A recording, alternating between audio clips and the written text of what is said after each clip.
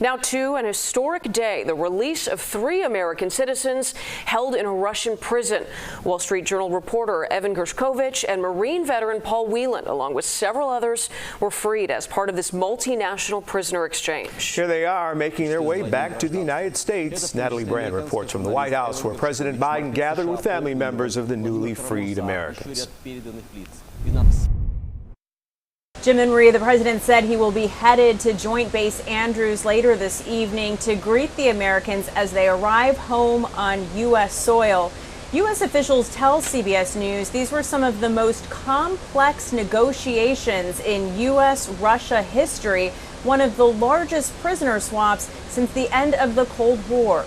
This photo shows a homecoming in the making for Americans wrongfully detained in Russia. In Washington, their families spoke to them on the phone in the Oval Office with President Biden. Their brutal ordeal is over, and they're free.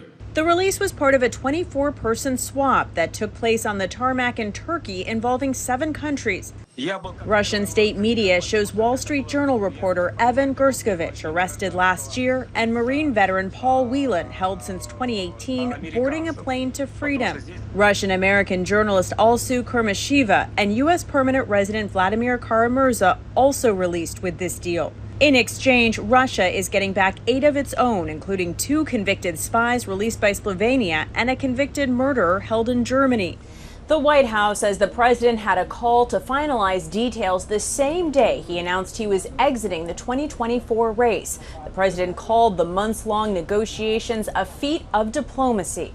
A breakthrough that nearly brought National Security Advisor Jake Sullivan to tears. Today was a very good day, and we're going to build on it, drawing inspiration and continued courage from it. The news brought applause in the newsroom of the Wall Street Journal, with the newspaper saying in a statement, "We are overwhelmed with relief and elated for Evan and his family." And from the Whelan family, a spokesman saying this is now Paul's story to tell. It's vital that he be given agency over his life again. The White House says it's flying the hostage and wrongful detainee flag to celebrate their release and honor the Americans still held around the world. Lawmakers over on Capitol Hill are also raising awareness about the Americans who are still being wrongfully detained around the world, those who are still waiting to come home.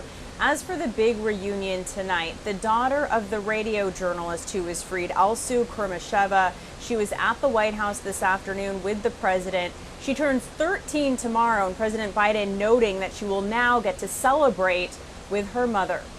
At the White House, I'm Natalie Brand, CBS News, Chicago.